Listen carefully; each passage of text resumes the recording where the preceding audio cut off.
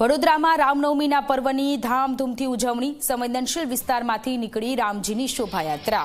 ફતેપુરા કુંભારવાડા વિસ્તાર ગણાય છે સંવેદનશીલ।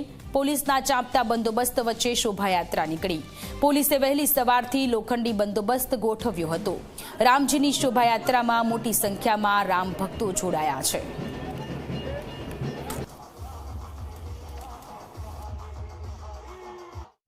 કુલ 6 એસઆરપી કંપનીઓ, એડિશનલ કમિશનર ઓફ પોલીસ, હું joint commissioner of police, CP commissioner of police વડોદરાના માર્ગદર્શન નીચે બંદોબસ્તમાં અમે તૈનાત છીએ। આપે જેમ ગઈકાલે જોયું એમ તમામ પોલીસ જવાનો સાથે, મોબાઈલો સાથે, મોટરસાઇકલો સાથે, ડ્રોન સાથે અમે ફૂટ પેટ્રોલિંગ કરેલું। એ જ પ્રકારે આ સમગ્ર રૂટ ઉપર દરેક સંવેદનશીલ જગ્યાઓ ઉપર પોલીસ ફોર્સ અત્યારે તૈનાત છે। ખૂબ સારી વાત એ છે કે ખૂબ ધાર્મિક સૌહાર્દભર્યું વાતાવરણ છે।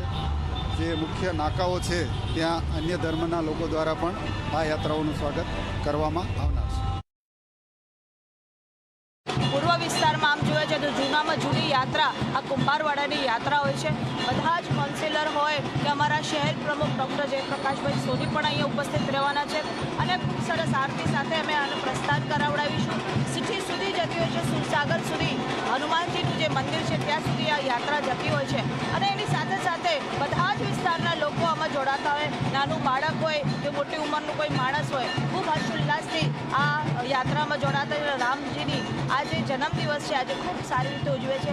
બધાને વડોદરાવાસીઓને આજે જે તહેવાર આપણે ઉજવી રહ્યા છે એની ખૂબ ખૂબ શુભેચ્છાઓ પણ।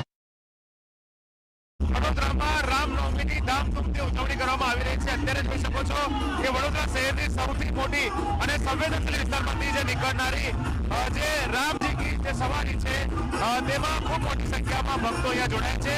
ફતેપુરા કુંભારવાડામાંથી આજે શોભાયાત્રા છે જે નીકળી છે। જોઈ શકો છો કે કઈ રીતના લોકો ડીજેમાં જે ભક્તિમય જે સંગીત છે, ગીતો છે તેના પર ડાન્સ કરી રહ્યા છે અને આજે રામનવમી છે તેની ઉજવણી કહે છે। સામે આજે આખો સંવેદનશીલ વિસ્તાર છે, ધાર્મિક જે યાત્રા છે, યાત્રામાં ખૂબ મોટી સંખ્યામાં અહીંયા જે ભક્તો છે, રામ ભક્તો જોડાયા છે।